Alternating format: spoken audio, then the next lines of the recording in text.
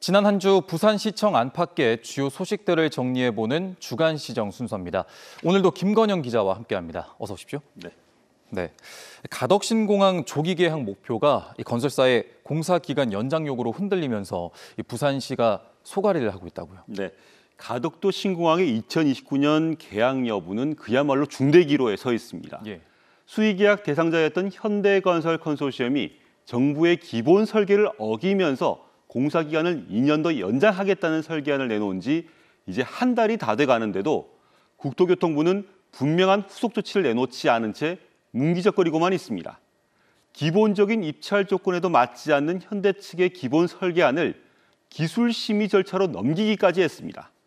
쉽게 설명을 하자면 시험 칠 자격도 없는 학생이 답안지를 제출한 상황에 비유할 수 있을 텐데요. 이미 불합격인 학생의 답안지를 굳이 점수를 매겨보겠다는 것과 같습니다. 그런데 그 점수를 매기는 데만 앞으로 최소 한 달 이상이 더 걸리는 상황입니다. 공교로운 건지 아니면 의심스러운 건지 하필 대선이 코앞에 닥쳐 있으니 새 정부가 들어서고 새 장관이 올 때까지 아무런 결정도 안 한 채 시간을 벌어보겠다는 게 국토부 관계자들의 셈법은 아닌지 의구심을 자아내고 있습니다. 그렇군요. 그 때문일까요? 부산시도 국토부를 향해서 즉각적인 후속 조치를 요구하는 기자회견을 열었더군요. 네. 이번 사태와 관련해 현대건설, 국토부 못지않게 지금 궁지에 몰린 게 부산시입니다. 현대건설의 무성의, 국토부의 책임 회피, 그리고 부산시의 무기력이 맞물린 결과라는 지적까지 나오고 있으니까요. 시민사회 일각에선 새 당사자 간 보이지 않는 유착 의혹까지 의심하면서 급기야 박형준 시장 책임론까지 들고 나왔습니다. 신공항 건설 운동을 하는 한 시민단체의 지난주 기자회견에서 나온 얘기 한번 들어보시죠. 차기 정부가 들어서면 입찰 조건을 완화해주면 재입찰할 의사가 있다라는 말을 이렇게 당당하게 할 수 있는지 도대체 누구를 믿고 하는 건지 저는 그것이 심히 의심스럽고 궁금합니다. 부산시 관계자들은 곤혹스러워하면서도 답답해하고 있습니다. 지역 최대 현안 가운데 하나인 만큼 다방면으로 애를 쓰고 있지만 이 국책사업의 주체와 공사 발주 당사자는 국토부이다 보니 현재 단계에서 부산시의 역할은 극히 제한적일 수밖에 없다고 토로합니다. 지난주 미래혁신부시장이 기자회견을 자청해 국토부에 대한 부산시의 요구사항을 공개적으로 브리핑한 것도 이 같은 고민이 배경이었습니다. 부산시는 소모적인 행정 절차를 국토부가 당장 중단해야 된다며 책임 있는 결정을 압박하고 나섰습니다. 부산시와 국토부의 역학관계를 감안하면 상당히 이례적인 톤이었습니다. 국토부의 재량의 범위에 있다 하더라도 이건 정책적으로 빨리 하려는 의지를 갖고 있는 정부 당국이 그런 방식으로 일을 처리해서는 안 된다라고 생각합니다. 설명을 들어보니까 국토부가 계약 절차만 중단시킨 채 재공고를 하지 않고 이 시간을 끌면 끌수록 여러 의혹의 눈초리는 커질 수밖에 없을 텐데요. 또 그런 일은 없어야겠지만 만약에 후속 절차가 새 정부 출범 이후에 결정된다면 현재 유력 대선 후보들이 어떤 입장을 가지고 있을지도 중요한 점이 될 것 같거든요. 그렇습니다만 지난주 말씀드렸다시피 유력 후보들은 별다른 해법을 내놓지 않고 있습니다. 각 선대위에선 신공항 적기 개항이 필요하다는 원론적인 입장만 내놓을 뿐입니다. 이번엔 인수위도 없이 새 정부가 출범하기 때문에 새로운 국정과제를 정리하느라 당분간은 중앙정부의 각종 현안 추진이 멈출 가능성이 상당한데요.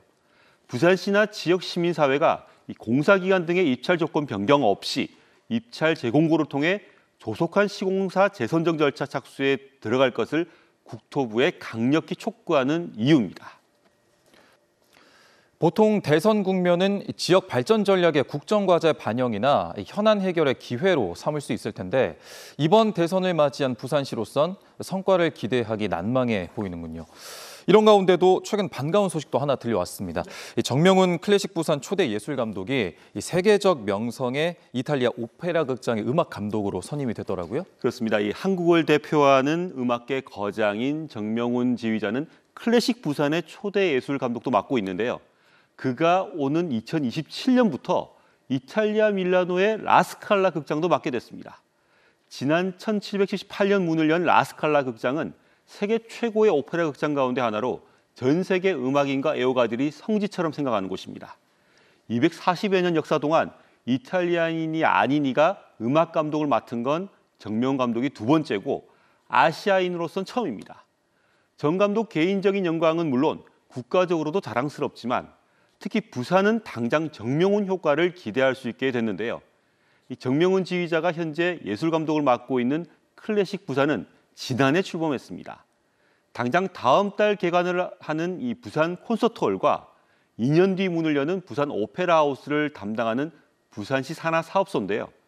단순히 지역 차원의 문화시설들이 아니라 이 세계적인 문화 공간으로 만들어 가겠다는 부산시 구상하에 클래식 부산이 만들어졌고 그 때문에 정명훈 지휘자를 초대 감독으로 모셔왔던 겁니다.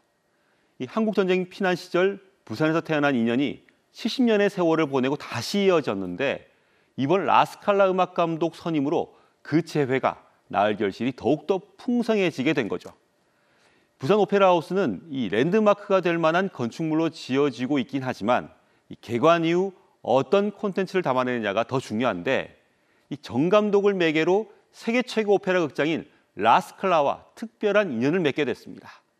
자연스레 작품, 오케스트라, 관객까지 폭넓은 교류가 기대되는 만큼 이 부산 오페라 하우스의 안정적인 출발에도 힘이 될 전망입니다. 라스칼라 음악 감독 선임 발표 이후 정명훈 감독의 첫 내한 기자회견도 지난주 부산 콘서트홀에서 열렸는데요. 정 감독의 얘기 직접 들어보시죠. 27년도에 오프닝 될 거고 보나마나 오프닝은 이 라스칼라로 할 것 같아요. 거기에 많이 영향을 받을 거고 많이 도움은 될 거예요. 일단. 라스칼라하고 저희가 같이 교류하거나 또 함께 준비하는 걸로 하면 더욱 뜻깊을 것 같습니다. 네, 한류를 통해 우리 모두가 문화의 힘을 다시금 자각했죠. 정명훈 감독과 함께하는 클래식 부산이 부산의 도시 브랜드의 문화라는 소프트 파워를 더해줄 수 있을지 벌써부터 기대감이 커집니다. 네, 오늘 주간 시정 순서는 여기까지 듣겠습니다. 지금까지 김건영 기자와 함께했습니다.